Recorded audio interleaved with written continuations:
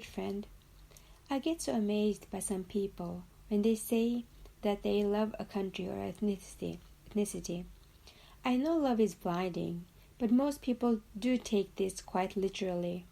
For instance, when your son is misbehaving in any way, you would, out of love as a parent, try to help him behave the right way, wouldn't you? No parent would say, "Oh, I love my son so much that I'll let him do whatever he does, because I don't want him to get hurt or sad if I stop him." That doesn't make any sense.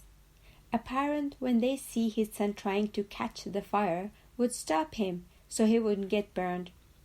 Let's replace this little kid or son or brother with the name of Israel, and let's replace the name of the parent or the big brother with the US. Now, Israel is killing innocent civilians in Palestine and oppressing people, taking over their country. Some real mean stuff. The whole world knows the atrocities. Still, father or big brother US is backing him up. "Do whatever you want, son. I prevent you from falling or getting jailed," US says. The whole world can see that and admit that most of what the Israelis are doing is wrong. Despite this, I know people who praise Israel like they can't see their war crimes at all.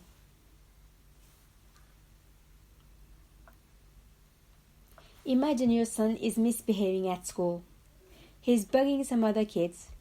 You wouldn't, if you were a good, decent parent, cheer him for doing this. I'm sure parents with good values would stop the child from hurting others. Imagine if you actually praised him for bullying some classmates. What do you think would happen to your son? His confidence would increase, and he might do more and meaner stuff to other people. Why? Because you're backing him up.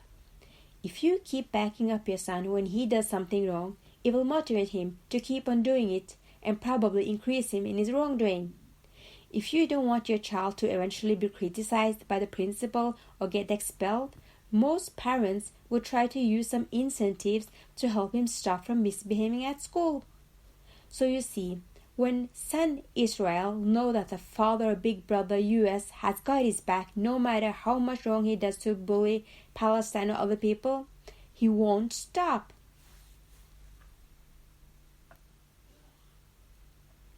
This makes me angered and sad. When other people whom supposedly love Israel praise the state despite the wrong decision it has made and how many war crimes it is involved in, how can you close your eyes to the fact that even if Israel can be doing something right, the most of it is wrong because people are getting killed? By cheering it up just because you generally love Israel and it is a holy place is wrong. Yes, the land is holy and Muslims also believe that. But we can't stand here and say to someone who just because your message at that time was good and was God's message, I agree with what you are doing right now or today. That doesn't make any sense. Besides, if you saw Jews as your friends, you would tell him he's wrong, even if that hurt him for a little while. You wouldn't cheer on your friends when they make bad mistaken decisions, like for instance in this case, killing people. If you have the right values, you would make him go to the police and take the sentence to the court judges because your friend killed another person. It's not allowed to kill people. Just because your friend was born on a holy land doesn't make himself holy. Our Prophet Muhammad said to his daughter Fatima, may Allah be pleased with her, "Your lineage would not make you go to paradise. You have to work on doing good deeds. That is the only way to going to paradise." He said that to his own daughter. If they want to prosper, they will work on this. There is no shortcut to success. Each and every has to take the stairs, one step at a time. If you offend the Jews in Israel, a real friend, you would stop him from doing wrong. It's that simple. And if the Jews and the state Israel doesn't stop, that is war crimes. It will have a bad end.